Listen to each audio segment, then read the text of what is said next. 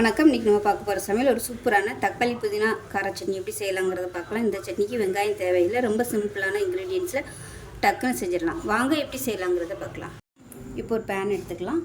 தேவையான அளவுக்கு எண்ணெய் விட்டுக்கலாம். எண்ணெய் சூடாகும். ஒரு 7 வரமிளகாய் சேர்த்துக்கலாம். வரமிளகாய் நல்லா வறுபட்டுருச்சு. வேறு பிளேட்டுக்கு மாற்றிக்கலாம். இப்போ மீடியம் சைஸாக 2 தக்காளி கட் பண்ணி வச்சுருக்கேன், அதை சேர்த்துக்கலாம்.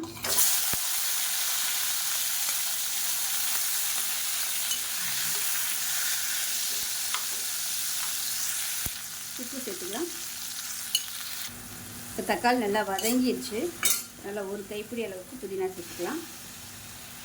புதினா உங்களோட விருப்பம் எவ்வளோ நாளும் சேர்த்துக்கலாம். புதினா சேர்த்துட்டு ரொம்ப வதக்க வேணாம், லேசாக வதக்கினா போதும். இந்த இலை சுருங்குற அளவுக்கு மட்டும் வதக்கினா போதும்.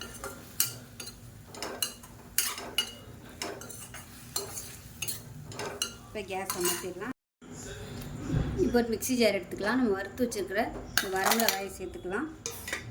இது கூடவே 6லேருந்து ஒரு 7 பல் பூண்டு சேர்த்துக்கலாம். 1 டீஸ்பூன் போல் சீரகம். ஃபஸ்ட்டு இதை பொடி பண்ணிக்கலாம். இந்த அளவுக்கு நல்லா பொடி பண்ணிக்கோங்க. இப்போ இந்த தக்காளியும் புதினாவையும் சேர்த்துக்கலாம். சேர்த்துட்டு நல்லா நைஸாக அரைச்சி.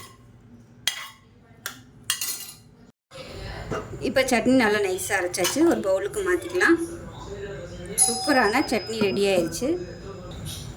இப்போ மிக்ஸியை அலசிட்டு தண்ணி சேர்த்துக்கலாம்.